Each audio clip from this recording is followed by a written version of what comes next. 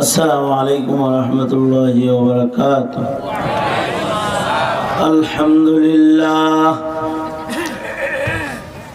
الحمد لله وكفى وسلام على عباده الذين اصطفى. أما بعد فأعوذ بالله من الشيطان الرجيم. بسم الله الرحمن الرحيم. إن الذين قالوا ربنا الله ثم استقاموا تتنزل عليهم الملائكة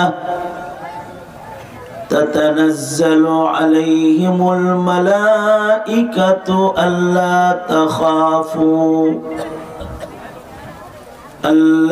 تخافوا ولا تحزنوا وأبشروا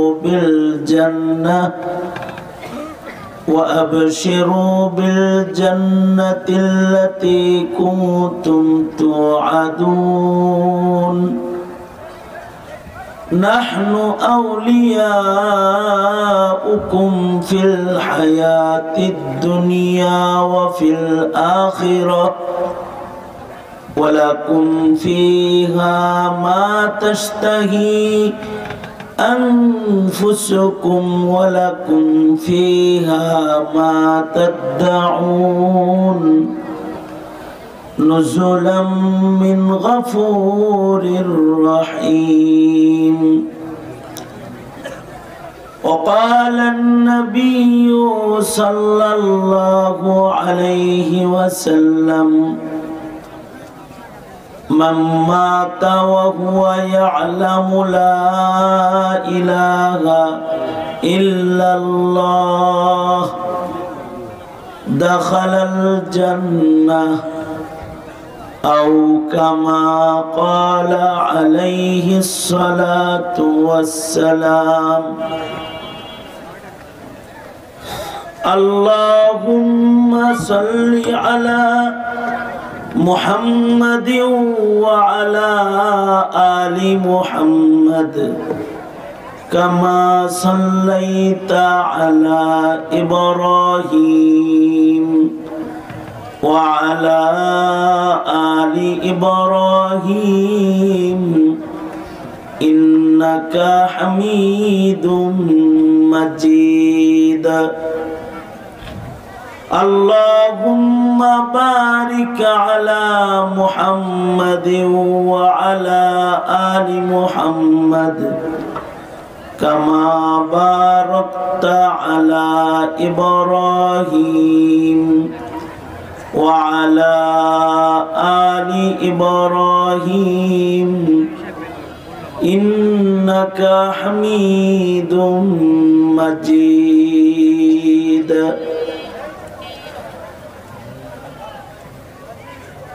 দারুসসালাম হীরা আল ইসলামিয়া মাদ্রাসার বার্ষিক 28তম বার্ষিক ওয়াজ মাহফিলের মোহতারাম সাদার, মোহতারাম সভাপতি, উপস্থিত হযরত, বুজুর্গ, উলামায়ে কেরাম, সম্মুখপানে সমবেত দিন প্রিয়, ইসলাম প্রিয়, দিনদার, ইমানদার মুমিন মুসলমান ভাইরা, পর্দার আড়াল থেকে আলোচনায় শামিল মা বোনেরা, বিশ্বজগতের মালিক, বিশ্ব প্রতিপালকের বিশ্ব দরবারে কালিমাত শকর যে মহান রব্বুল আলামিন অত্যন্ত দয়া করে, মায়া করে, ভালোবেসে রহমতি বরকতি জান্নাতের টুকরা বাগানে উম্মতের উলামায়ে দ্বীনদের সোহবতে আল্লাহ তাআলা দ্বীনি আলোচনার মজলিসে গভীর রজনীতেও বসে থাকার তৌফিক দান করেছেন। এই জন্য কালিমাতুশ শুকর পড়ি, শুকরিয়া আদায় করি, জবান ছেড়ে ভক্তি ভরে সমস্বরে আওয়াজ করে মোহাব্বতে উঁচু আওয়াজে একযোগে একসাথে সকলে মিলে বলুন আলহামদুলিল্লাহ। এত সময় পর্যন্ত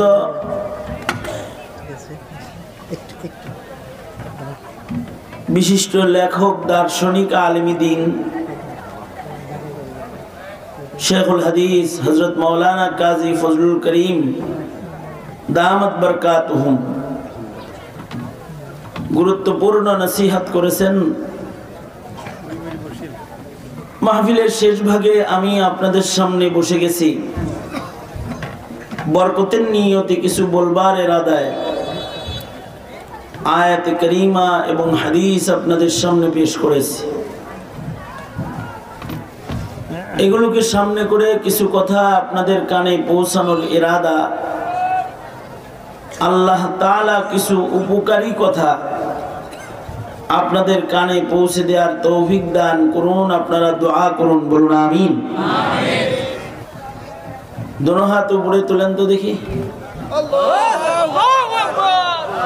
সোজা করেন, সোজা করেন, আঙুল খুলে দেন, নাড়াচাড়া দেন দেখি।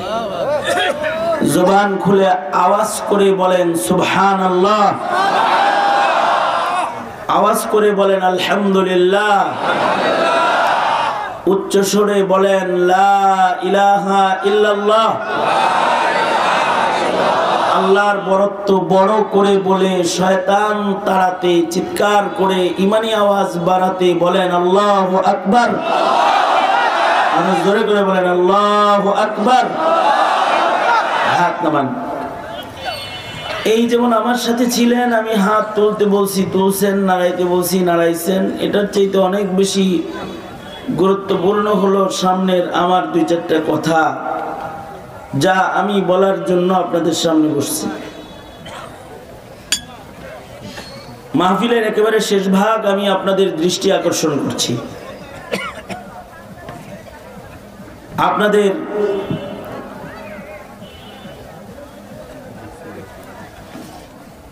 মনোযোগ হয়তো আমাকে আলোচনা করতে বাধ্য করবে, আপনাদের অমনোযোগ হয়তো আমাকে আলোচনা সংক্ষিপ্ত করতে বাধ্য করবে। আপনাদের এলাকায় আমার আলোচনার সময়ের লম্বা 2 যুগের ভেতরে আশপাশে কখনো আসা হয় নাই তেমন একটা। অনেকের সাথে আমার সাথে সরাসরি জীবনের প্রথম সাক্ষাৎ।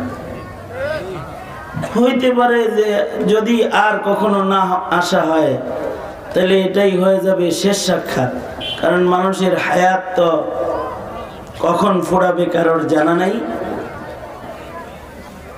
এই মাহফিলে আমি 1 ঘন্টা পরে উঠার একটা কারণ এটাও, একজন মানুষ তিনিও এই মাদ্রাসার গুরুত্বপূর্ণ দায়িত্ব থেকে মাহফিল বাস্তবায়নে সহযোগিতা করেছেন, কিন্তু আজকে তার দাফন হয়ে গেছে।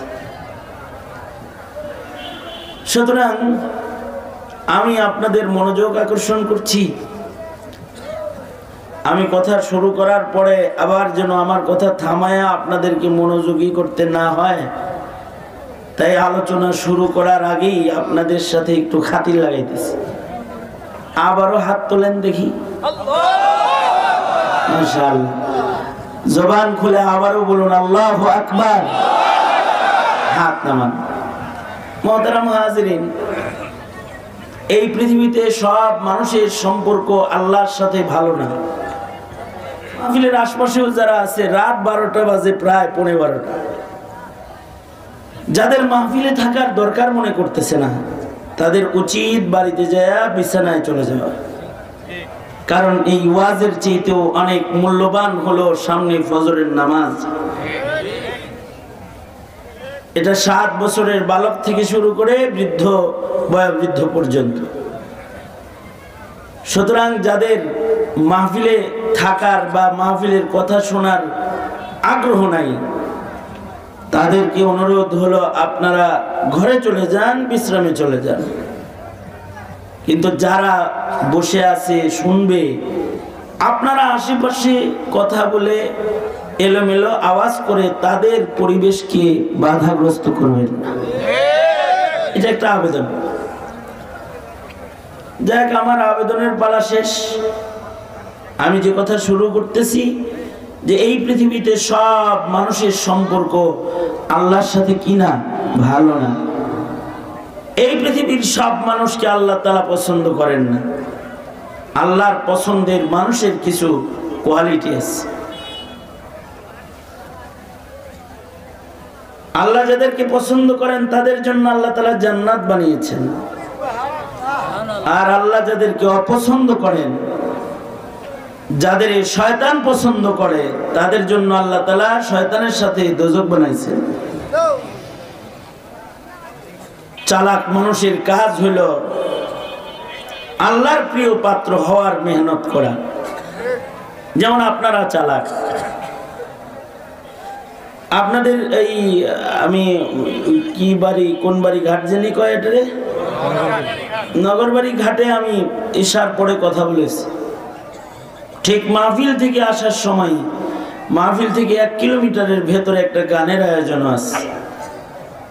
আমার সাথে যারা সফর সঙ্গী তারা নিজেরা কথা বলতেছে, আমি বসে বসে শুনতেছি গাড়িতে। সেটা হলো একই গ্রামে মাহফিলও হলো, গানও হচ্ছে।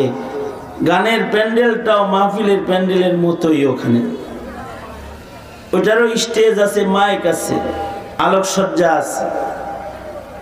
একদিকে মাদ্রাসার মাহফিল, আর একদিকে 1 কিলোমিটার দূরে গান। গানের প্যান্ডেলও ভরা, মাহফিলের প্যান্ডেলও ভরা। এক দলের গান পছন্দ, আর এক দলের বয়ান পছন্দ। এক দল আল্লাহকে খুশি করতেছে, আর এক দল শয়তানকে খুশি করতেছে। তো ওরা বলতেছে যে এই গ্রামের মানুষের আজকে জান্নাত আর জাহান্নাম বাছাইয়ের পালা। কে জান্নাতে যাবে, কে দোজখে যাবে, এই দুই জায়গার উপস্থিতি দিয়া আজ রাতে কিছুটা প্রমাণ হবে। গাড়ির ভিতরে ওরা বলতেছে, আমি শুনতেছি। তা আপনারা আল্লাহর সাথে খাতির লাগানোর এটাও একটা বাহানা। যাদেরকে আল্লাহ তাআলা আল্লাহর পছন্দনীয় মজলিসে এনেছেন, এই মজলিসে শামিল থাকাটাও আল্লাহর মোহাব্বত পাওয়ার জন্য একটা ওসিলা। কারণ এই মজলিসগুলোকে আল্লাহ তাআলা পছন্দ করেন বিধায় এই মজলিসগুলোতে রহমতের ফিরিস্তা আসে, চতুর্দিকে ফিরিস্তারা ঘিরালয়, আল্লাহর রহমত আসমান থেকে বর্ষিত হয়, বান্দা রহমতে ঢেকে যায়। আল্লাহু আকবার বলেন। সেই আল্লাহর পছন্দের মজলিসে আল্লাহ তাআলা আপনাদেরকে আসার তৌফিক দান করেছেন। আপনারা যে আসছেন, বোঝা যায় আগমনটাও প্রমাণ করে আপনারা আল্লাহর ভালোবাসা চান। এরকম দুনিয়াতে কিছু মানুষ আছে, তাদের উপরে আল্লাহ খুশি থাকে, আল্লাহ তাদের ভালোবাসে। কিছু মানুষ আছে তাদেরকে তাদের পরিবার ভালোবাসে, তারা পরিবারের হক আদায় করে, বিবির হক আদায় করে, ছেলে মেয়ের হক আদায় করে, কিন্তু আল্লাহর হক আদায় করে না। নামাজ পড়ে না, রোজা রাখে না, কোরআন পড়ে না, জিকির করে না, আছে না নাই? তাদের উপরে তাদের পরিবার খুশি, কিন্তু আল্লাহ নারাজ। এই পৃথিবীতে কিছু মানুষ আছে যাদের উপরে তাদের দল খুশি, তারা দলের হক আদায় করে, কিন্তু আল্লাহর হক আদায় করে না। যে যে রাজনৈতিক দল করে, দল তার উপরে খুশি, কারণ দলের জন্য তারা সময় দেয়, দলের জন্য শ্রম দেয়, দলের জন্য অর্থ ব্যয় করে, দলের জন্য রক্ত দেয়, জেল জুলুম হুলিয়া দলের জন্য ঘাড়ে নেয়। দল তার উপরে খুশি হয়ে যায়। এক সময় দল তাকে এমপির নমিনেশন পত্রটা দিয়ে দেয়, তার উপরে দল খুশি, কিন্তু তার বল, তার অর্থ, তার সময় সে কখনোই আল্লাহরে দেয় না। তার দল তার উপরে খুশি, কিন্তু মহান আল্লাহ তার উপরে নারাজ, কারণ সে রাজনীতি করতে যায় এত ব্যস্ত যে তার নামাজ পড়ার টাইম নেই, তার জিকির করার টাইম নাই, তার কোরআন পড়ার টাইম নাই। দলের কাজের রাজনীতিতে সময় বের হয়, কিন্তু সেজদা দেওয়ার টাইম তার হয় না। এমন মানুষের উপরে দল খুশি কিন্তু আল্লাহ নারাজ, কারণ তারা দলের জন্য সব করে। যদি হেলমেট পরে গুলি করার প্রয়োজন পড়ে তাও করে, হেলমেট পরে পুলিশ সেজে গুলি করার প্রয়োজন পড়লে গোলাগুলিও করে। যদি মারামারি করতে প্রয়োজন হয় তো মারামারি করে, রান্দা লয়ে বাইরে, চাইনিজ কুড়াল লয়ে বাইরে, হকি স্টিক লয়ে বাইরে, ধারালো অস্ত্র নিয়ে রাজপথে নেমে যায় দলের জন্য। দল খুশি কিন্তু তাদের উপরে আল্লাহ নারাজ। কিছু মানুষের উপরে সরকার খুশি হয় কিন্তু আল্লাহ নারাজ হয়। তারা সরকারের তাবেদারি করে, সরকারের পা চাটা গোলামি করে। সরকার যদি গুম করতে কয় তো গুম করে, সরকার যদি গুলি করে খুন করতে কয় তো শাপলা চত্বরে গুলি করে হাফেজ আলেম হত্যা করে। রাজপথে মানুষের উপরে বৃষ্টির মতো গুলি নিক্ষেপ করে। আবু সাইদের মতো দেশপ্রেমী যুবককে রাজপথে শটান বুকে ফায়ার করে গুলি করে মেরে ফেলে। মুগ্ধের মতো মুগ্ধ চেহারার সন্তানকে রাস্তায় মেরে ফেলে। সরকার যদি বলে আলেমকে গ্রেফতার করে তো গ্রেফতার করে, যদি বলে খুনিকে এয়ারপোর্ট পার করে নিরাপদ জায়গায় দিয়ে দাও তাও দেয়। সরকারের হুকুমের গোলাম, সরকার তার উপরে তখন খুশি হয়ে যায়। সরকার তাকে র্যাঙ্কিং দেয়, পদোন্নতি দেয়, সাধারণ পুলিশ থেকে ওসি বানায় দেয়, ওসি থেকে ডিআইজি বানায় দেয়, এক সময় তাকে বাহিনীর প্রধান বানায় দেয়। সরকারের তাবেদার হাকিম হইছে, প্রধান বিচারপতির চেয়ার পাওয়া যায়, কারণ তার বিচারের কলম ইনসাফের কালিতে লেখে না, সরকারের হুকুমে লেখে।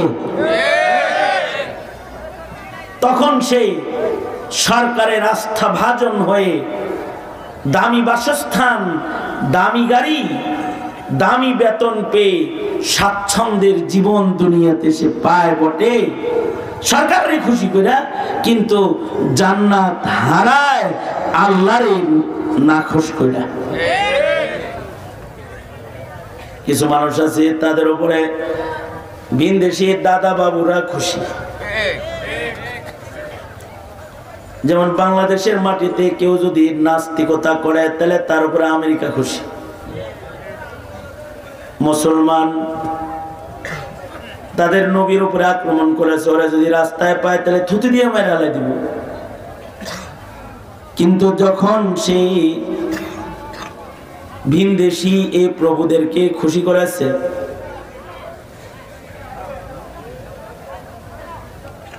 তখন তাকে আমেরিকা তারা ভিসা দিয়ে দিচ্ছে।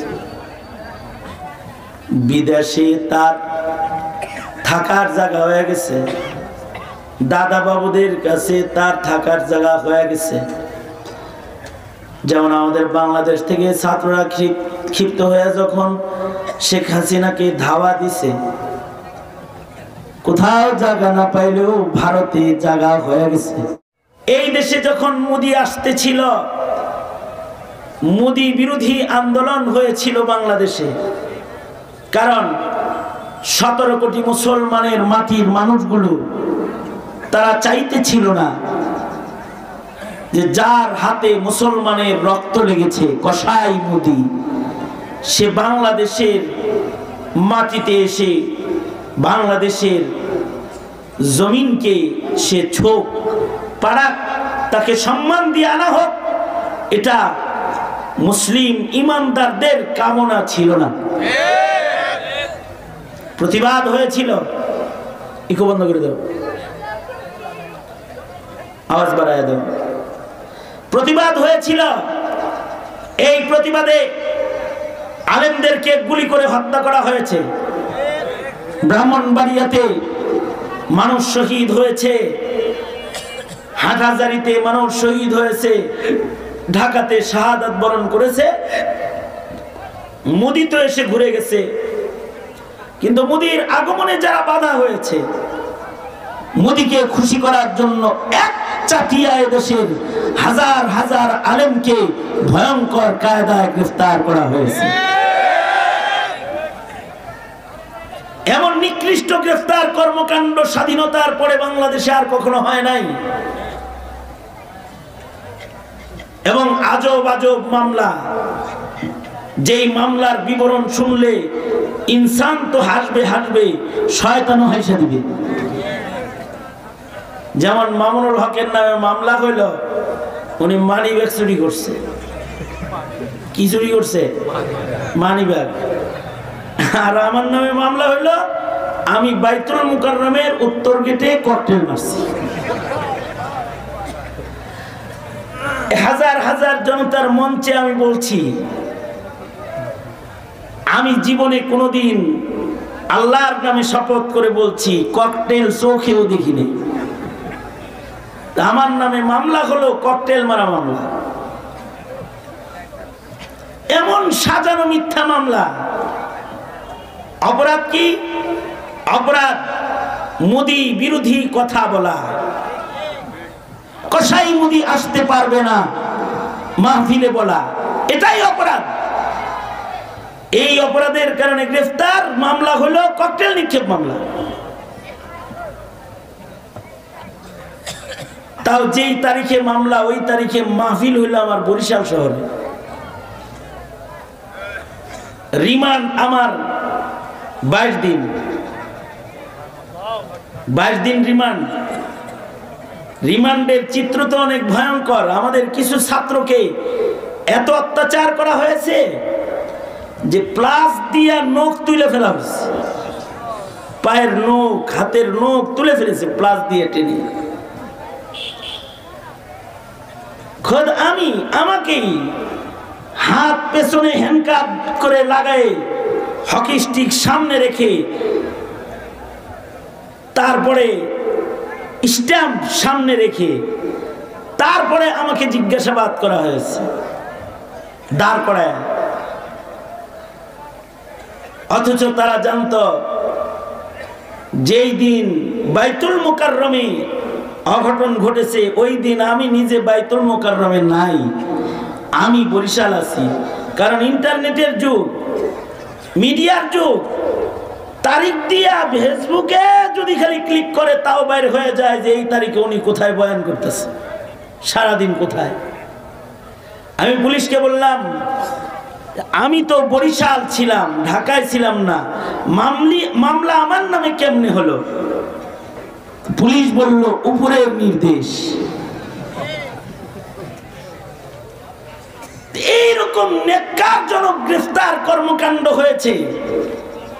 যারা করেছে তাদের যদি জিজ্ঞাসা করা হয় কেন করেছেন, তারা বলে সরকার বলেছে। তার মানে সরকারের তাবেদার পাঁচাটা গোলামি করেছে, আর এই গোলামি করে তারা সরকারকে খুশি করে ফেলেছে। আর এই গ্রেফতার কর্মকাণ্ড করে মোদিকে খুশি করেছে, আলেমদেরকে জেলখানায় দিয়েছে, আর মোদির বাড়ি ইলিশ মাছ পাঠিয়েছে। মোদি যেন খুশি হয়। তাহলে এই দুনিয়াতে কেউ আছে বিবিরে খুশি করে, কেউ আছে সন্তানকে খুশি করে, কেউ আছে শুধু দলকে খুশি করে, কেউ আছে ভিনদেশী যারা দাদা বাবু তাদেরকে খুশি করে। কিন্তু জমিনে কিছু মানুষ আছে, তাদের প্রতিটি পলক, প্রতিটি শ্বাস প্রশ্বাসে তারা আল্লাহকে খুশি করে।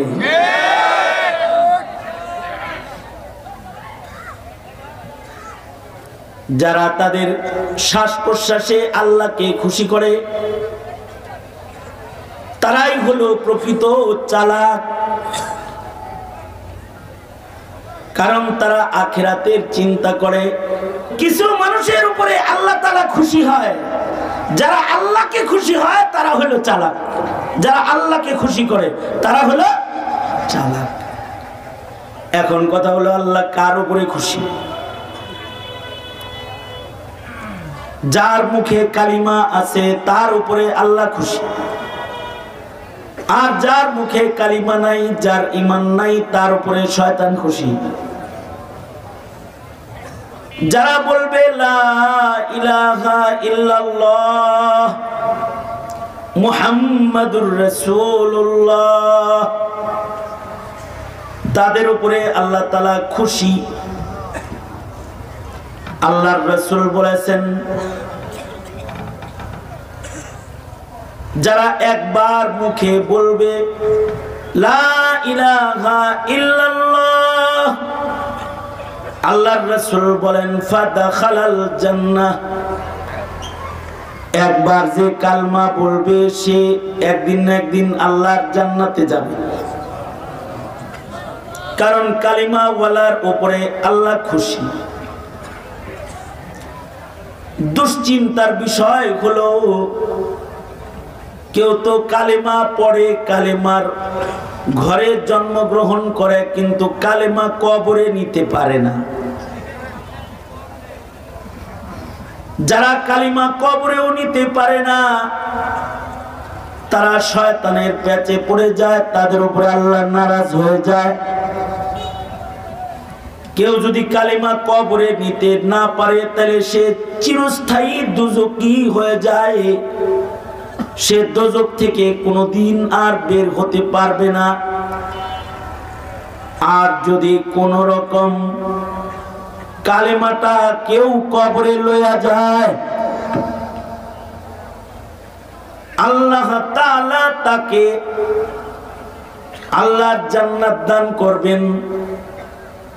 সে আল্লাহর কাছে আল্লাহর জান্নাতে পৌঁছে যাবে। আল্লাহর রাসূল বলেন, ক্বালা রাসূলুল্লাহ সাল্লাল্লাহু আলাইহি ওয়াসাল্লাম, মান মাতা ওয়া হুয়া ইয়ালামু লা ইলাহা ইল্লাল্লাহ দাখালাল জান্নাহ। তার মানে হলো কালেমার সাথে বান্দার হিসাবটা কালেমার সাথে জন্মগ্রহণ করার না। বান্দার মূল হিসাব হলো কালিমার উপরে মরার। যার মৃত্যুর সময় ঈমান থাকবে সে জান্নাতি।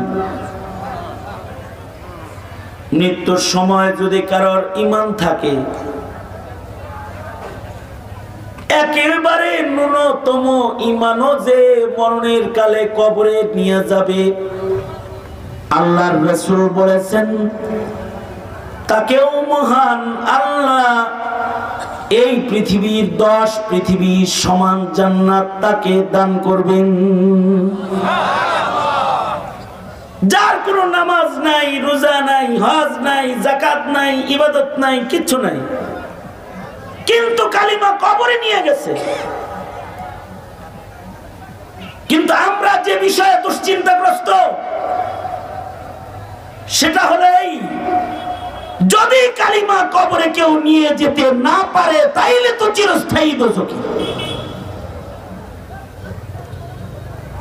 যারা মৃত্যুর আগে তাদের ঈমানকে নষ্ট করে ফেলে,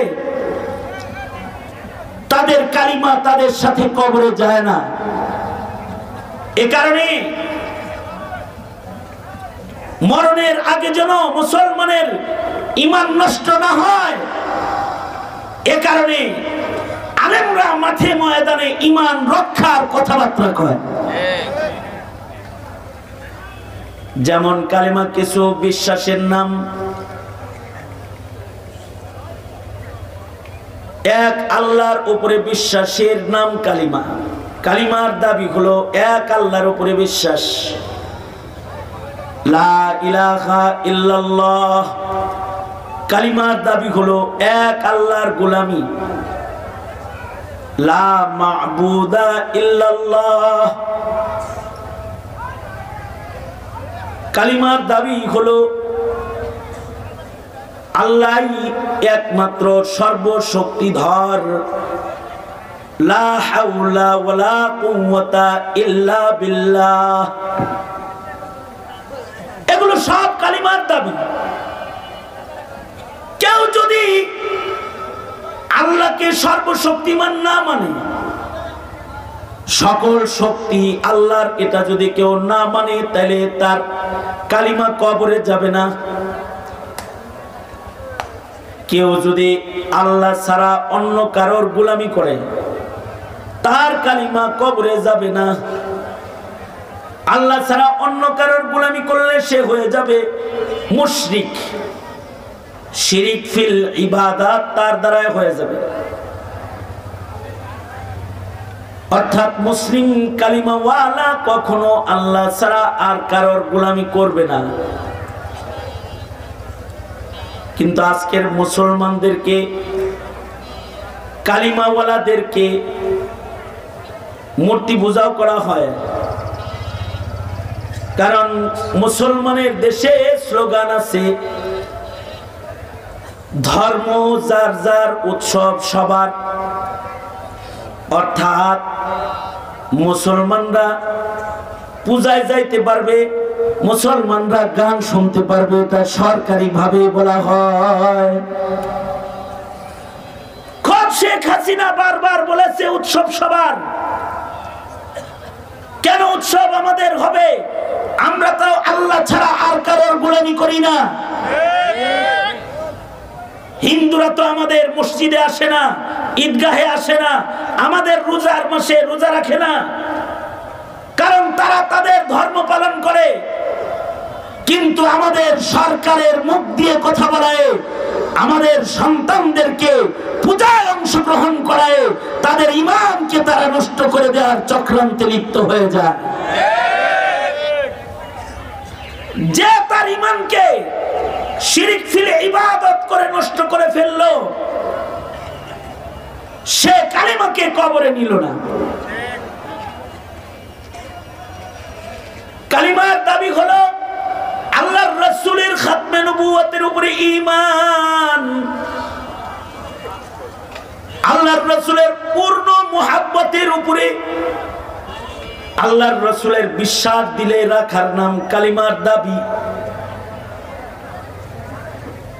আল্লাহর রাসূলকে জীবনের সবচেয়ে বেশি মুহাব্বত করা কালিমার দাবি। আল্লাহর রাসূলের খাতমে নবুয়তকে বিশ্বাস করা কালিমার দাবি। আল্লাহর রাসূলের মিরাজের সফরকে বিশ্বাস করা কালিমার দাবি। আল্লাহর রাসূলের চন্দ্র দ্বিখণ্ডিতকরণ বিশ্বাস করা কালিমার দাবি। কিন্তু আমাদের সন্তানদেরকে নবী সম্পর্কে গাফেল বানায় তাদের কালিমা নষ্ট করা হয়। যেমন আমাদের সন্তানরা সবাই খতমে নবুয়ত বুঝে না, আমাদের সন্তানরা নাস্তিকতায় আল্লাহর অসন্তুষ্টি কি তা বুঝে না। না বুঝা ফেসবুকে নবীর দুশমনদের সাথে তারা তাল মিলায়। তার নবীর সমালোচনা করলে সে সেখানে লাইক মেরে দেয়। নবী সমালোচক হিসাবে তাকে গণনা করায়, অথবা তাকে কাদিয়ানির পক্ষে নিয়ে নেয়। কারণ কালিমার দাবি পূরণে রসুলকে কতটুকু মুহাব্বত করা দরকার, রসুলের শান মাকাম কতটুকু জানা দরকার, কতটুকু মানা দরকার, আমাদের প্রজন্ম এটা জানে না। কারণ আমাদের প্রজন্মকে নবীর শান পড়ানো হয় না। 17 কোটি মুসলমানের মাটির ইসলামী শিক্ষার সিলেবাসকে কেটে মুছে ফেলা হয়েছে। স্কুল থেকে শুরু করে ইউনিভার্সিটি পর্যন্ত ঈমান রক্ষা করার জরুরি যে বিষয়গুলো, সেগুলো আমাদের সন্তানকে পড়ালেখা করানো হয় না। এ কারণে আমাদের প্রজন্ম অনেকে জানেই না যে আমাদের নবী শেষ নবী, এটা জানেও না। এমনকি আপনারা শুনলে আশ্চর্য হবেন যে আমাদের সন্তানরা মানুষ মরার পরে কি হয় তাও জানে না, মুসলিম মরার পরে কি হয় এটাও জানে না। আমার এক নিকটতম বন্ধু, উনি এক জানাজার নামাজে গেছেন, জানাজা পড়াইতে। যেই মাইয়িত মারা গেছে, এই মাইয়িতের ছেলে থাকে কানাডায়। কানাডা থেকে সে তার সন্তান সহ বাপের জানাজা পড়তে ইমার্জেন্সি দেশে আসছে। ফ্রিজে লাশ রাখা হয়েছে, জানাজা হবে। এ কারণে জানাজা ধরতে নিজের ছেলেরে নিয়ে আসছে, দাদার লাশ শেষবারের মতো একটু দেখাইতে। যখন জানাজা শেষ হয়েছে, দাদার সামনে দাঁড়ায় নাতিও জানাজা পড়ছে। আমার বন্ধু অফিসে এসে উনি কাঁদতে কাঁদতে, ওনার চোখের পানিতে ওনার দাড়ি বেঁধে দিতেছে, এত কান্না করতেছে। তো বললাম কান্দো কেন? আরে ভাই, মুসলমানের সন্তানের আজব হালত দেখছি আজকে। কি দেখছে? সে বলল যে জানাজাটা আমি যখন শেষ করছি, তখন মুরদারের নাতি তার বাপেরে বলে, আব্বু এখন কি দাদার লাশ আগুন দিয়ে পুরাইবা? নাউজুবিল্লাহ, জোরে করে বলেন। কে বলতেছে কথাটা? নাতি বলতেছে, মুসলমানের ঘরের সন্তান। দাদার জানাজা শেষে নাতি বলতেছে তার বাবাকে যে আব্বু এখন কি আমাদের দাদুর লাশটা কি এখন আগুনে পুরাইবা? এটা জিজ্ঞাসা তার। তার মানে হলো মুসলমানের লাশ যে আগুনে পুরানো হয় না, মুসলমানের লাশ যে মরার পরে কাফনে সুসজ্জিত করে জানাজা পড়ে জান্নাতের ঘরে পাঠানোর জন্য নবীর দলে বিসমিল্লাহ বলে রাখা হয়, এটা সে জানে না। সে না জানার কারণে তার বাবাকে জিজ্ঞেস করতেছে, আব্বু এখন কি দাদার লাশ আগুন দিয়ে জ্বালাইবা? আমার বন্ধু বলে, এ কথা শুই না তো আমার মাথায় আসমান ভাঙ্গা পড়ছে। আমি প্রজন্মের দ্বীনি শিক্ষার দুর্বল হালত চিন্তা করতেছি আর কাঁদতেছি। সন্তানকে আল্লাহ, রসুল, কবর, হাসর চিনানোর মতো শিক্ষা আমাদের সিলেবাসে নাই। এমনকি শাইখুল ইসলাম রহমতুল্লাহ আলাইহি বলেছেন, কাদিয়ানীকে যারা কাফের মনে করবে না তারাও কাফের। কারণ কাদিয়ানী যে কাফের এতে কোনো সন্দেহ আছে? বুঝা শূন্য কথার উত্তর দিয়েন। নবুয়াত কি দাবি করার জিনিস নাকি আল্লাহ দেন? নিজে নিজে নবী হওয়া যায়? ভোট দিয়া এমপি বানান যায়, নবীও তো বানান যায়? এই কথা বলেন, আওয়াজ করে বলেন। সমর্থক হয়ে দল বানান যায়, সমর্থক জমা করে নেতা বানান যায়, কিন্তু মিথ্যা সমর্থক দিয়া কি নবী বানান যায়? আরো জোরে বলেন, যায়? সমর্থন দিয়া নবী বানান যায় না। সরকারি কাগজ দিয়া প্রতিবেদন জারি করে কাউরে নবী বানান? জোরে বলেন, আরো জোরে বলেন। দাবি কইরা নবী হওয়া যায় না। নবুয়ত এটা কার দান? এই এগুলো স্কুল কলেজে পড়াবে না তোমার সন্তানকে। তোমার আমার সন্তানরা মাহফিল থেকে এগুলো শিখবে। নবুয়ত কার দান? আল্লাহর দান। আল্লাহ যাকে যাকে নবী বানাইছেন তারাই নবী হইছে। অথচ মায় মান্নত মানছে, আয় আল্লাহ ইন্নী নাযারতু মা ফি বাতনি মুহাররারা, আয় আল্লাহ আমার পেটে যে বাচ্চাটা আছে হযরত মরিয়ম মার পেটে আর হযরত ইমরানের বিবি পেটে সন্তান আছে, এদিক দিয়ে স্বামী মারা গেছে। ইমরান আলাইহিস সালাতু ওয়াস সালাম বিবির পেটে বাচ্চা আসছে আর হযরত ইমরান আলাইহিস সালাম মারা গেছে। আল্লাহর একটা নিয়ম হলো নবীর ঘরে নবী হয়। করিম ইবনে করিম ইবনে করিম ইবনে করিম, বাপ নবী তো ছেলে নবী। যেমন ইব্রাহিম আলাইহিস সালাম বাপ, ছেলে ইসমাইল ইসহাক দুজন নবী। ইয়াকুব আলাইহিস সালাতু ওয়াস সালাম বাপ, ইউসুফ আলাইহিস সালাতু ওয়াস সালাম নবী।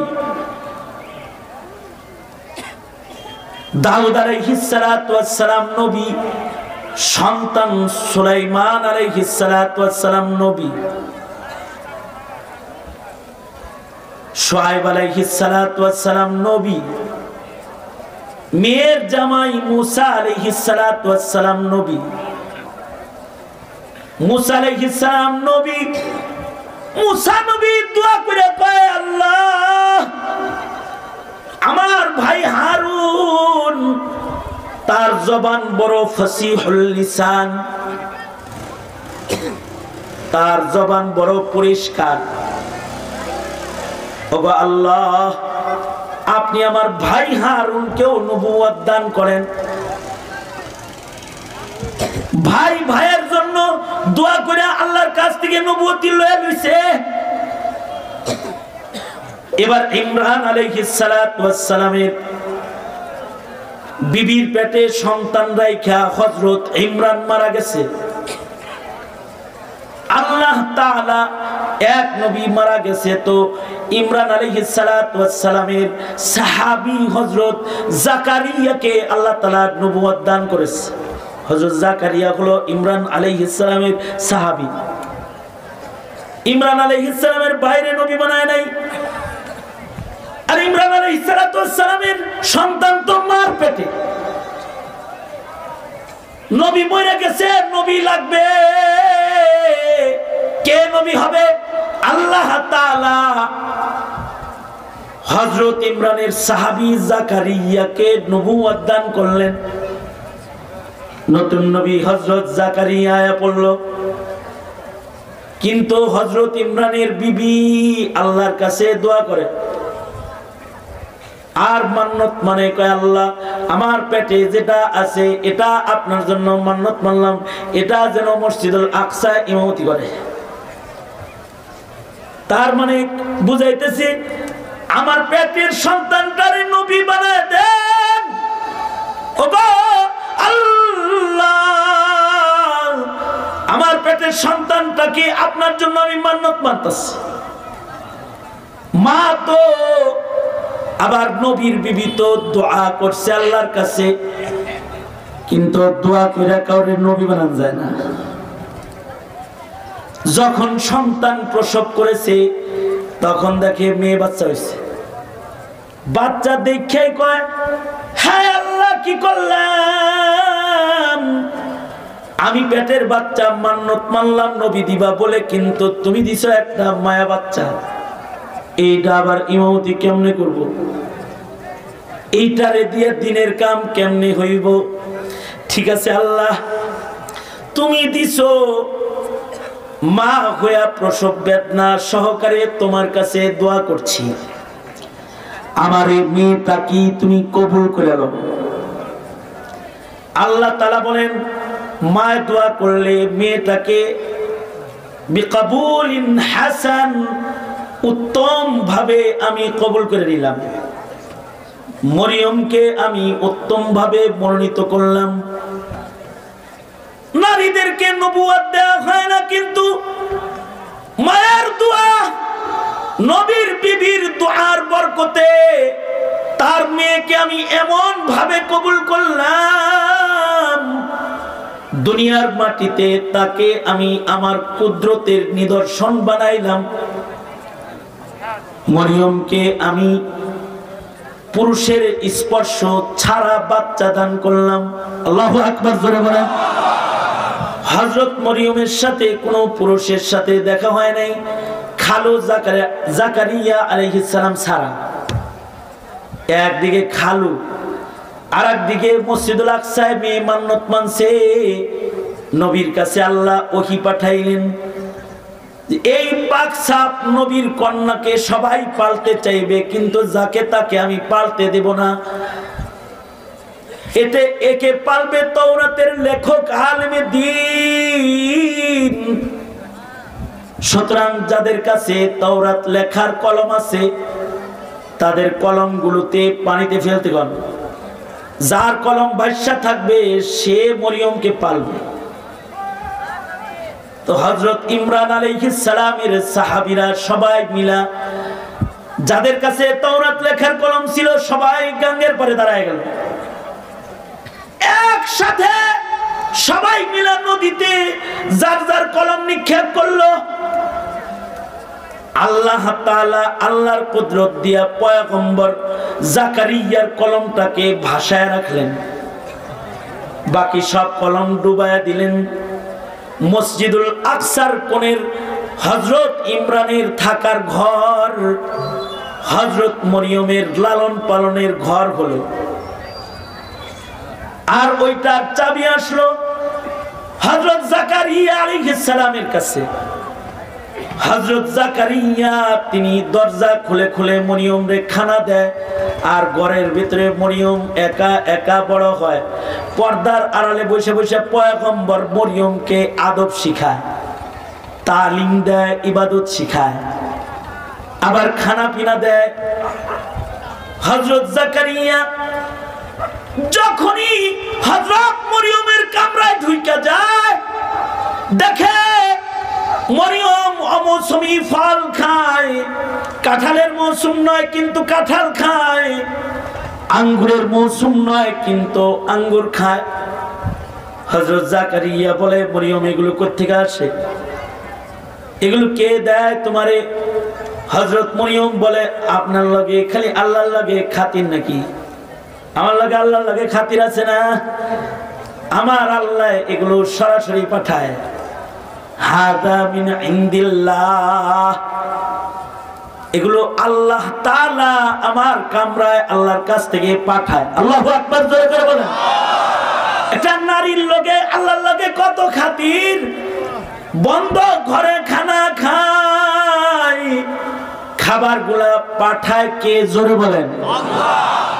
খাবার দেনেওয়ালা কে? আওয়াজ করে বলেন। রিজিক দাতা কে? জোরে বলেন। আল্লাহ যার ভাগ্যে যে রিজিক রেখেছে সে রিজিক সে খায়। আল্লাহ যদি ভাগ্যে রিজিক না থাকে তো রান্না বাড়া শেষ করে হেলিকপ্টারে উঠে চলে যায়। যার ভাগ্যে রিজিক আছে সে খায়, কারণ রিজিক বন্টনকারী কে? জোরে আওয়াজ করে বলে। রিজিক বন্টনকারী তো আল্লাহ।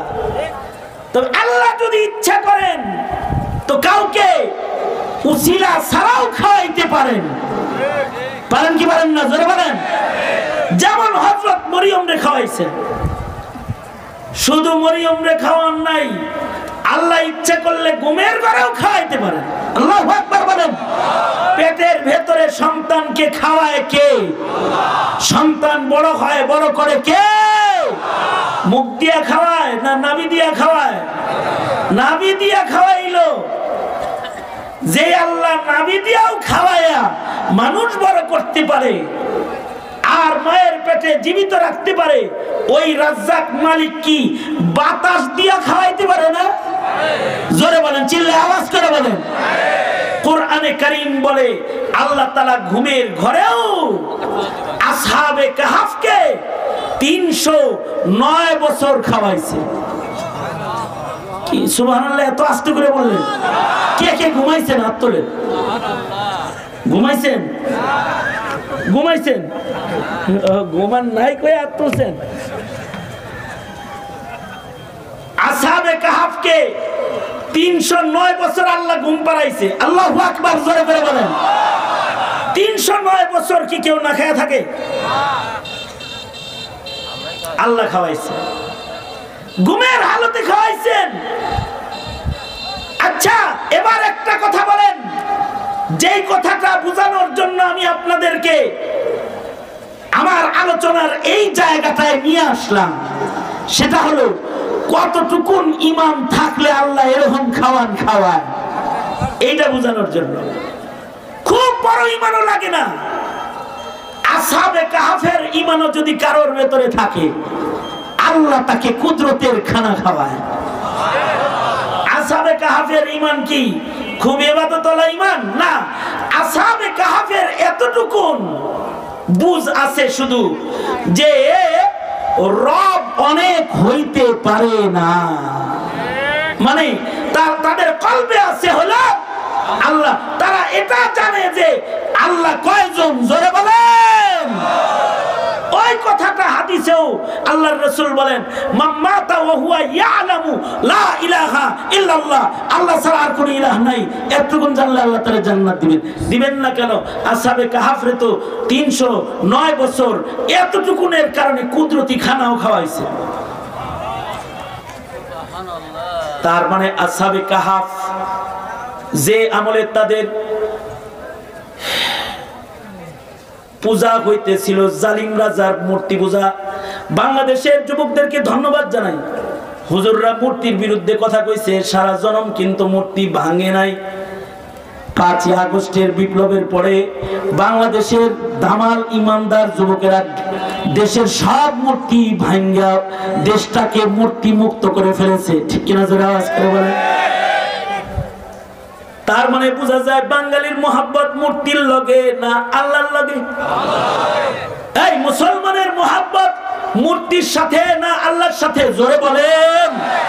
আল্লাহর সাথে। 5 আগস্ট এটার দলিল।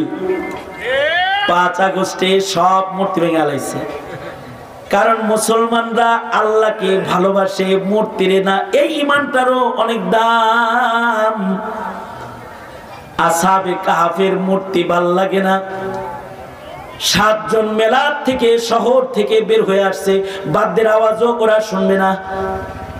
যেখানে বাদ্যের আওয়াজ যায় না, গানের আওয়াজ যায় না, অমন জায়গায় যায় রাত কাটাই গে আমরা। শহরে গান বাজনা। 7 জন বের হয়ে চলে আসছে, শহর থেকে বের হয়ে 7 জন এসে পাহাড়ি এলাকায় এক গাছের নিচে তারা বসছে। কই যামু, কোথায় থাকমু? একা একা জঙ্গলের দিকে যাইতে ভয়। হায় হায়, একজন এসে গাছের ছায়ায় বসছে, আরেকজন আসছে, আরেকজন আসছে, আরেকজন আসছে, আইসা আইসা 7 জন জমাইছে। কেউ কাউরে আগের থেকে চিনে না। একজন আরেকজন রে জিগায়, এই ভাই, ওটা ছাড়া আইলা কেন? ও কয়, আমার ওগুলো ভাল লাগে না, বহুত্ববাদ আমার ভাল লাগে না। রব এত হইতে পারে না। রব কয়জন? বলেন বলেন বলেন, রব কয়জন? হাত উঠায়, উঙ্গুলি উঠায়, রব কয়জন? জোরে আওয়াজ করে বলেন। এই 7 যুবককে বলে রব একজন, ওগুলো ভাল লাগে না। আশ্চর্য বিষয় হলো এই 7 জন। তাই আমরা যেহেতু 7 জন, চলো এবার নিরিবিলি কোনো গুহায় যায় আমরা ঘুমাই গিয়ে বিশ্রাম নিই না। এই 7 জন গুহার দিকে যাইতেছে। আশ্চর্য, শহর থেকে একটা ইমানদার কুত্তাও আইছে। একটা ইমানদার কুকুর চলে এসেছে, যে কুকুরটার মূর্তি পূজা ভাল লাগে না। এই কুকুরটাও ওদের পিছে পিছে আসে। ওরা বলে, কিরে আমরা যাই পালাইতে, কুত্তা আসে ঘেউ ঘেউ করলে তো ধরা খেয়ে যাবে। ও আহে কেন? ওরা সবাই মিলে কুকুর রে তাড়ায়। কুকুর রে তাড়াইলে কুকুর কতক্ষণ পরে আবার আসে, আবার দাও করে, গেলি আসস কেন, এইদিকে যা যা। তাফসীরে আছে এক পর্যায়ে কুকুরের জবান খুলিয়া যায়, কুকুরটা কথা বলা শুরু করে। কুকুর বলে, ভাই রে, তোরা আমারে তাড়াস কেন? তোরা যেদিকে যাইতে চাস আমিও ওই দিকে যাইতে চাই। তোদের বিশ্বাস যা, আমার বিশ্বাস তা। তাড়াস না।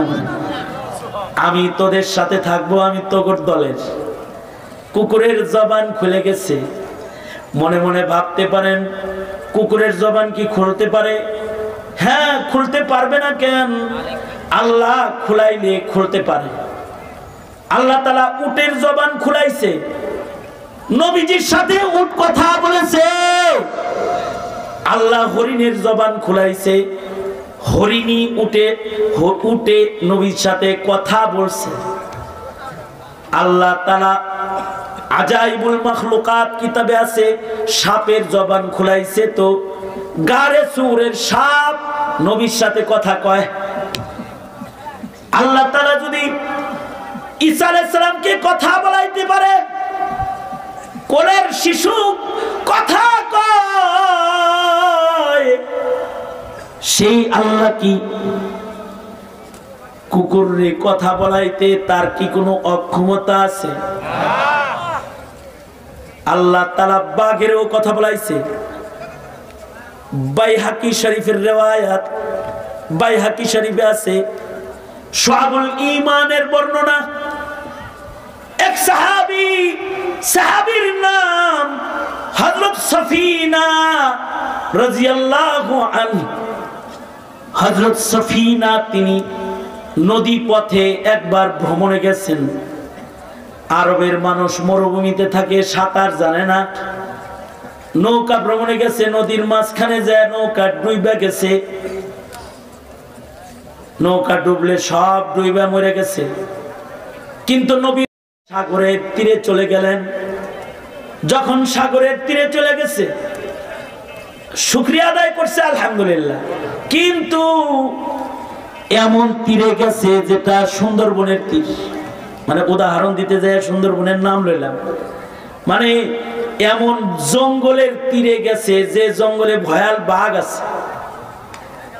একদিক দিয়ে উনি সাঁতরায় নদীর কিনারে আসছেন, আর এক দিক দিয়ে হঠাৎ করে জঙ্গল থেকে বাঘ একটা এসে সামনে দাঁড়াইছে, ওনার ধরবে। বাঘ সামনে আছে। হযরত সফিনা তিনি নবীর সাহাবী। বাঘ দেখা তিনি জোরে আল্লাহর নামে চিৎকার করেছে, আল্লাহু আকবার, আল্লাহু আকবার, আল্লাহু আকবার বইলা উনি খুতবা দেওয়া শুরু করেছে। উনি বাঘকে বলতেছে, সাবধান, আমার দিকে এক কদম আগাইবা না, আমি রাহমাতুল লিল আলামিনের হাতের মুসলমান, আগাইবা না। এই কথা বলতেই বাঘ তার থাবা যেন থামায় ফেলল। হিংস্র গরম বাঘটা নরম হয়ে গেল। বাঘটা আস্তে আস্তে হাঁটতে হাঁটতে হযরত সফিনার পাশে এসে দাঁড়ালো। বাঘে হযরত সফিনাকে বলে, সফিনা ভয় নাই, জঙ্গলায় থাকি, আমারও নবী মুহাম্মদুর রাসূলুল্লাহ, আমি নবীরে দেখি নাই, কিন্তু যেই চোখটা নবীরে দেখছে তারে তো দেখলাম। এই সফিনা, তুমি আমার পিঠের উপরে হাত রাখো। এই জঙ্গল ভয়াল, রয়্যাল বেঙ্গলদের, টাইগারদের জঙ্গল, বাঘদের জঙ্গল। আমি তোমার পাশ থেকে সরার সাথে সাথে অন্য বাঘ তোমাকে আক্রমণ করবে, কিন্তু আমি এই জঙ্গলের সর্দার। তুমি আমার পিঠে হাত রাখো তো জঙ্গলের কোন বাঘ আর তোমার দিকে থাবা দিবে না। আমি নবীর হাতের মুসলমানকে নিজ জিম্মায় জঙ্গল পার করে দিয়ে একটা পুণ্য করতে চাই, এ সুযোগটা আমাকে দাও। হযরত সফিনা বাঘের পিঠে হাত রেখেছেন, আর বাঘ জঙ্গলের মাঝখান দিয়ে হেঁটে হেঁটে হযরত সফিনাকে পার করে দিতেছে। পার করে দিয়ে একেবারে জঙ্গল পার করে দিছে। এবার মানুষ বসবাস দেখা যায়। বাঘ ইশারা দিয়ে বলে, যাও যাও, ওই যে মানুষজন আছে, এবার তোমার কোনো ভয় নাই। বাঘ সফিনাকে যাইতে বলতাছে, কিন্তু বাঘের চোখ দিয়ে চোখের পানি গড়ায় গড়ায় পড়তেছে। মনে হয় যেন বাঘ নিজের আপনজন কাউকে বিদায় দিতেছে। আল্লাহ যদি কথা বলায় বাঘেরও কথা বলায়, আল্লাহ যদি কথা বলায় বাচ্চাকেও কথা বলায়, আল্লাহ যদি কথা বলায় কুকুরকেও কথা বলায়। আসহাবে কাহাফের কুকুরেরা বলে, কুকুর বলে, এই আমি তোদের দলের তারাইস না, আমারও পূজা ভাল লাগে না, আমি ইমানদার, আমার পূজা ভাল লাগে না, আমি এক আল্লাহর উপরে ঈমানওয়ালা। আল্লাহ তাআলা সূরাতুল কাহফে বর্ণিত এই আসহাবে কাহফের সাথে কুকুরটাকেও আল্লাহ তাআলা একাত্মবাদের কারণে গণনা করে নিয়েছেন এবং এই কুকুর সহ আসহাবে কাহফকে গুহার ভেতরে আল্লাহ তাআলা টানা 309 বছর এক ঘুমে আল্লাহ তাআলা পার করে দিয়েছে। আল্লাহু আকবার। এই 309 বছর এই ঘুমন্ত মানুষ ও কুকুরকে একজন খাইয়েছেন, তিনি হলেন রাজ্জাক, মালিক আল্লাহ। জোরে আওয়াজ করে বলেন আল্লাহু আকবার, জোরে করে বলেন আল্লাহু আকবার। কুকুররাও খাওয়ালেন, আসহাবে কাহফকেও খাওয়ালেন। 309 বছর পরে একবার ঘুম ভাঙছে, ঘুম থেকে উঠাই বলে, কিরে এত লম্বা ঘুম ঘুমাইলি, কতক্ষণ ঘুমাইলাম রে? কেউ কয় আধা দিন ঘুমাইছি, কেউ কয় একদিন ঘুমাইছি, ইয়াউমুন আও বা'দা ইয়াউম, কিন্তু কেউ কয় না না একদিন আধা দিন না, অনেক লম্বা ঘুমাইছি রে, মনে হয় ঘুম আমাদের অনেক লম্বা হয়েছে।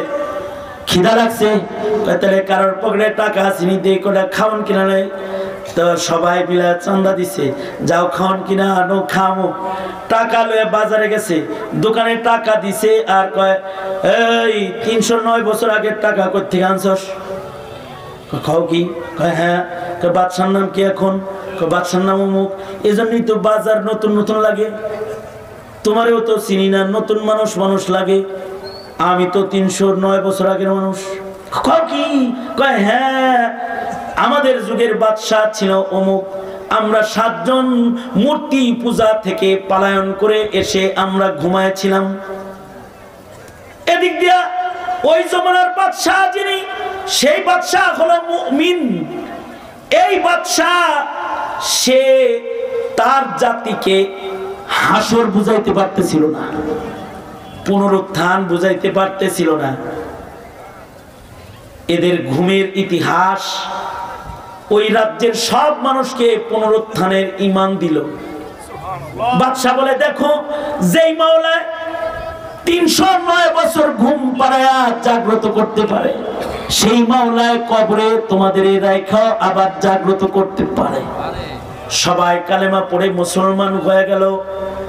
এই আসহাবে কাহফ, এদের কোনো আমল নাই, শুধু তাদের ওই যে তাওহীদ বিশ্বাসের ঈমানটাই তাদের পুঁজি।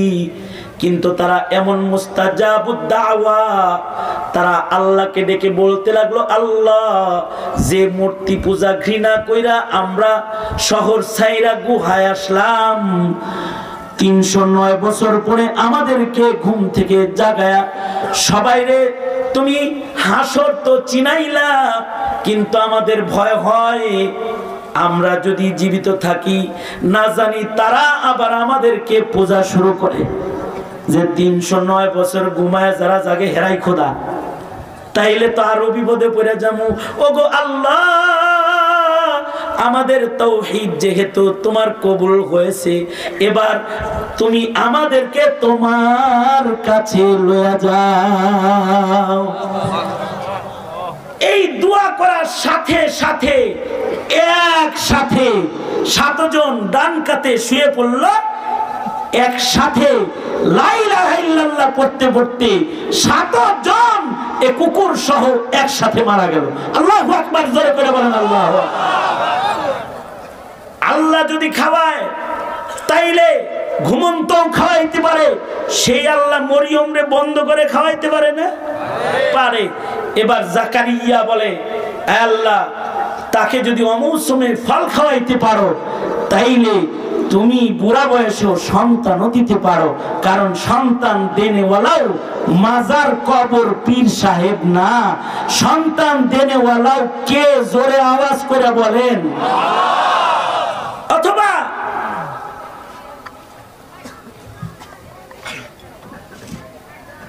হীরা, হীরাকে নিয়ে গেছেন কি? হীরার আব্বা মাদ্রাসার সভাপতি, তার ছেলেকে তাকে দিয়েছিল আল্লাহ, নিয়ে গেছে ওকে। জোরে বলেন। আল্লাহ যদি কাউকে দেয় তাইলে বিয়া ছাড়াও দেয়। মরিয়মকে আল্লাহ তাআলা পুরুষের স্পর্শ ছাড়া ওই যে মার দোয়া কবুল কইরা এমন সন্তান দিলেন যেটাকে আল্লাহ পেটের থেকেই নবুয়তিও দিয়ে দিছে। আওয়াজ করে জোরে বলেন সুবহানাল্লাহ, জোরে করে বলেন।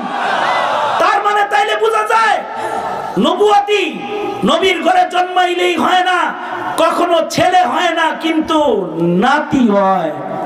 কখনো ছেলে নবী হয় না কিন্তু মেয়ের জামাই নবী হয়। কখনো নমরুদের ঘরে জন্মগ্রহণ করেও নবী হয়েছে। নবী বানাইছে কে? জোরে বলেন। এখন যদি কাদিয়ানীরা নিজেরা তাদের গোলাম আহমদকে নবী বানায়া আমাদের কাছে পেশ করে বলে এটাও নবী, যদি কোনো মুসলমান এই ভণ্ড নবীকে কাফের না বলে তাইলে সেও কাফের হয়ে যাবে। কারণ আমাদের নবী শেষ নবী। আল্লাহর এলান হলো মা কানা মুহাম্মাদুন আবা আহাদিন মির রিজালিকুম ওয়ালাকিন রাসূলুল্লাহ ওয়া খাতামান নাবিয়্যিন ওয়া কানা আল্লাহু বিকুল্লি শাইইন আলিমা। এই যে আর কোন নবী আসবে না, এই কথাটা কোন আলেম যদি তোমার সন্তানকে না শিখায়, সরকারি সিলেবাস দিয়া তোমার সন্তানকে তুমি খতমে নবুয়ত চিনাইতে পারবা না মশাই, পারবা না। এ কারণেই মৌলবীরা খতমে নবুয়তের কথা বলে। কারণ খতমে নবুয়তের উপরে বিশ্বাস যদি কারোর না হয় তাহলে সে বেঈমান হয়ে যায়। ঠিক কিনা? জোরে আওয়াজ করে বলেন। তাহলে আপনারা জোরে করে বলেন, কাদিয়ানীরা কি মুসলমান না কাফের? আরো জোরে করে বলেন। আমি তাইলে স্লোগান দেব কাফের কাফের, আপনারা বলবেন কাদিয়ানীরা কাফের, কাফের কাফের। হয় নাই, হয় নাই। এত জোরে স্লোগান দিবেন, আপনার এই স্লোগান যেন আপনার ছোট ছেলে, ছোট ভাই ও মত পর্যন্ত যেন ওর স্মরণ থাকে, ওর যেন পয়লা কাদিয়ানী চিনতে না হয়। আজকের স্লোগান যেন ওকে মৃত্যু পর্যন্ত কাদিয়ানী কাফের এটা চিনায়া যায়। কাফের কাফের কাফের কাফের। আমি বলবো ফাঁসি ফাঁসি ফাঁসি চাই, আপনারা বলবেন নাস্তিক মুরতাদের ফাঁসি চাই। ওদের স্লোগান দিয়েই শিক্ষা হবে নাস্তিক মুরতাদ একটি গোষ্ঠী আছে, আমি মুসলিম হিসাবে ওই নাস্তিক ওই মুরতাদের সাথে গিয়ে আমার কালিমাকে দাফন করে আমার কবরে যাওয়া যাবে না। কারণ কালিমাটুকু কবরে নেওয়া গেলে নবী বলছে 10 দুনিয়ার সমান জান্নাত আল্লাহ মোহাব্বত করে দিয়ে দিবে। সুতরাং আমি বলবো ফাঁসি ফাঁসি ফাঁসি চাই, আপনারা বলবেন নাস্তিক মুরতাদের ফাঁসি চাই। ফাঁসি ফাঁসি ফাঁসি চাই, কাফের কাফের। আমি যে একটা ফতোয়া বলছি এর আগে, ফতোয়া মুখস্থ আছে তো? যে কাদিয়ানীকে কাফের বলবে না, যে কাদিয়ানীকে কাফের মনে করবে না, তাইলে আপনারা বলুন নিজেদের সন্তানকে কাদিয়ানী সম্পর্কে সতর্ক করার দরকার আছে না নাই? শুধু সতর্ক করলেই চলবে না, রক্তের বিনিময়ে হলেও খতমে নবুয়ত রক্ষা করতে হবে রাষ্ট্রীয়ভাবে। কাদিয়ানী কাফের এটা আমাদের সংবিধানে লেখাইতে হবে, লেখাইতে হবে। যদি না লেখান কি হবে জানেন? আপনাদের উত্তরবঙ্গেরই এই মাথা পদ্মার পারে, আর ওই মাথা হইল এই মাথা যমুনার পারে, আর ওই মাথা হলো ইন্ডিয়ার ধারে। পঞ্চগড়ে খালি যান গা, দেখবেন। আমি কয়েকদিন আগে, এই 2 মাস আগে মাহফিলে গিয়েছিলাম পঞ্চগড়ে, যা দেখি ওখানে হাজার হাজার মুসলমান নতুন কাদিয়ানি হইছে। নাউজুবিল্লাহ, আস্তে করে ওখানে নাউজুবিল্লাহ। নীলফামারীতে গিয়েছিলাম, ওখানে পেয়েছি একই এলাকায় 3500 মুসলমান খ্রিস্টান হয়েছে। কেন খ্রিস্টান হলো তারা? কেন কাদিয়ানি হলো? ঈমান কি জিনিস না বোঝার কারণে কাদিয়ানি হয়ে গেল। তারা তাদের 5 কেজি চাল, 3 কেজি আটা, 2 কেজি ডাল আর 1 কেজি তেল চিনেছে, কিন্তু ঈমান চিনে নাই। মাসে ওই খাবারের পুটলার কাছে নিজের ঈমানকে বিক্রি করেছে। সুতরাং যতদিন পর্যন্ত সরকারের মাধ্যমে নিজেদের শিক্ষা সিলেবাসের পরিবর্তন না করবা, যুবক, গণতন্ত্রের রাজনীতি করো না, নৌকার ধানের শীষের রাজনীতি করো, বিএনপি আওয়ামী লীগের রাজনীতি করো, ইসলাম ভুলে গেলা। যদি ইসলামকে জমিনে প্রতিষ্ঠা করতে না পারো, তাহলে হয়তো তুমি নাস্তিকের বাবা হবা, তাছাড়া তুমি নাস্তিকের দাদা হবা, তাছাড়া তুমি নাস্তিকের পরদাদা হবা। রাস্তা খোলা থাকবে না, প্রজন্মের ঈমান রক্ষা করার রাস্তা খোলা থাকবে না। সুতরাং আমার আলোচনার আজকের নির্যাস হলো এটাই, নিজে ঈমানটাকে কবরে নিয়ে যেতে চাই, আপনাদের ঈমানকে কবরে নিয়ে যাওয়ার রাস্তা দেখাই, আর প্রজন্মের মুসলমান সন্তানদের ঈমানকে বাঁচাইবার প্রচেষ্টায় আপনাদেরকে লাগাতে চাই। তৈরি আছেন না ইনশাআল্লাহ? রাজি আছেন তো? ইনশাআল্লাহ। খালি ঘড়ি দেখতেছেন কেন? হ্যাঁ, খালি ঘড়ি দেখেন কেন?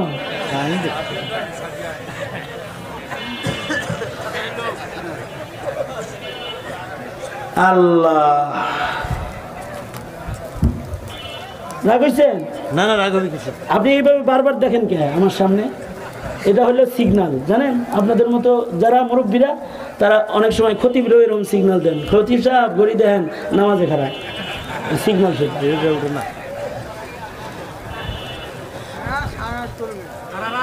না। সারা রাত চলবে না, এই তো শেষ। কিন্তু আমি যে কথা বলেছি, আমার কথার নির্যাস হলো জাতির ঈমান নষ্ট হতে দেওয়া যাবে না। দ্বিতীয় নাম্বার, আকীদা নষ্ট হতে দেওয়া যাবে না, আমল নষ্ট হতে দেওয়া যাবে না। নবী সম্পর্কে যেমন আকীদা আছে, নবীদের সম্পর্কেও আকীদা আছে।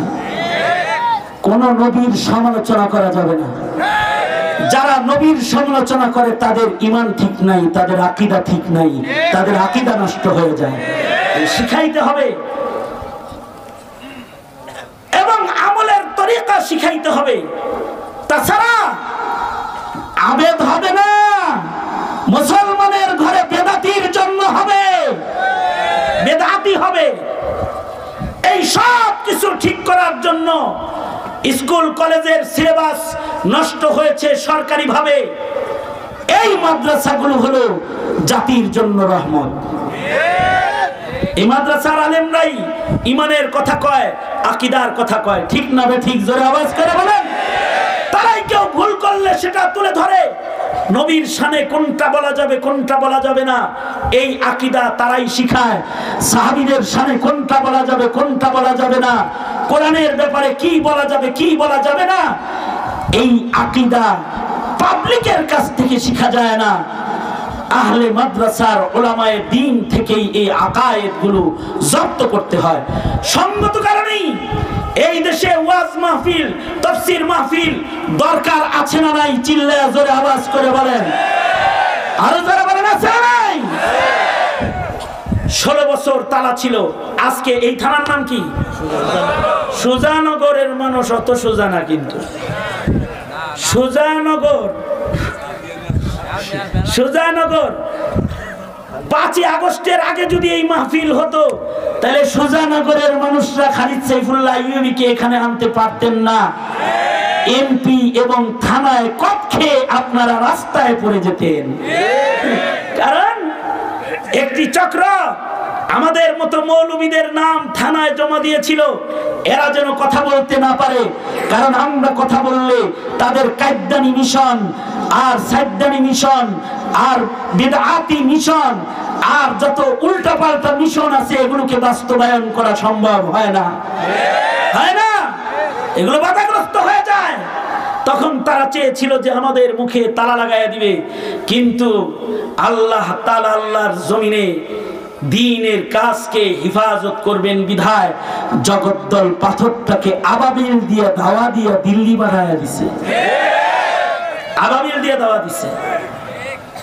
আমাদের রাজাকার বলছে ৭২ সাল থেকে দাড়ি টুপিওয়ালাদেরকে, আমরা দাওয়া দিতাম পারি নাই, কারণ আমরা নায়েবে নবী, এই কারণে আমাদের রাগ নাই, দাওয়াটাও আমরা দিতে পারি নাই কাউরে।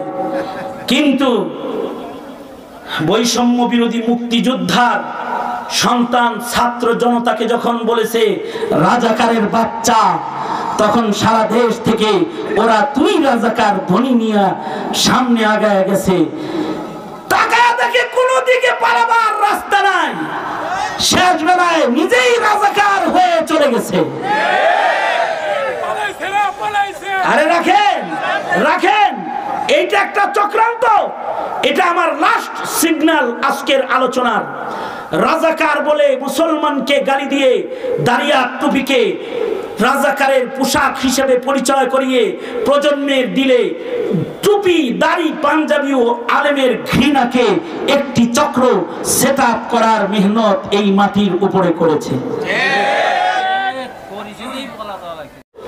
অতটুকুনি মানো নবীর শাফাআত ও হাউজে কাউসারের উপযুক্ত হওয়ার জন্য উসিলা হতে পারে।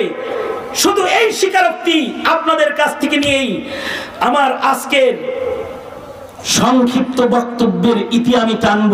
সেটা হলো এই দাড়ি টুপি পাঞ্জাবি এগুলো কি রাজাকারের পোশাক না নবীর সুন্নাত? জোরে আওয়াজ করে জাতি নবীর সুন্নতকে নবীর সুন্নত হিসেবেই চেনো। জীবনে কোনোদিন দাড়ি টুপিওয়ালাকে রাজাকার বলো না। এটি একটি চক্রের ধোঁকা। যারা আলেম সমাজ থেকে তোমাদেরকে দূরে রাখতে চায়, তারা তোমাদের মুখে বিভিন্ন বুলি উঠায়া দিতে চায়। সুতরাং আপনারা আলেম ওলামাদের সাথে আছেন তো ইনশাআল্লাহ? না থেকেও আর উপায় কি? নবী তো আর আসবে না, রাহনুমাই আলেমরাই করবে, কারণ তাদের কাছে ইলমের আমানত আছে। ঠিক না বেঠিক? জোরে আওয়াজ করে বলে। আলেমদের সাথে আছি তো ইনশাআল্লাহ? হ্যাঁ,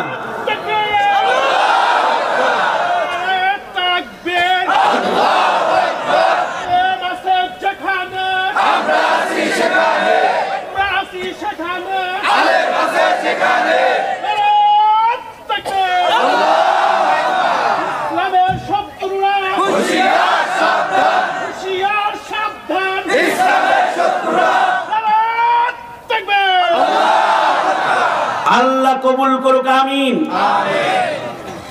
দোয়ার আগে কথা হইল ভোট দিবেন তারে যারা আপনার সন্তানের ঈমান রক্ষা করার দায়িত্ব নিয়ে ময়দানে আসবে, যাদের রাজনৈতিক ইশতেহার হবে মুসলমানকে ইসলাম শিক্ষা দেওয়া, প্রত্যেকটি স্কুলে ইসলাম শিক্ষাকে কনফার্ম করা, যাদের নির্বাচনী ইশতেহার হবে কাদিয়ানীকে অমুসলিম ঘোষণা করা, যাদের নির্বাচনী ইশতেহার হবে মুসলমানের মাটিতে নাস্তিক মোরতাদের মৃত্যুদণ্ডের আইনকে প্রতিষ্ঠা করা, এই ইশতেহার নিয়ে যারা ময়দানে আসবে তাদের সিল দিবেন, হ্যাঁ বলবেন।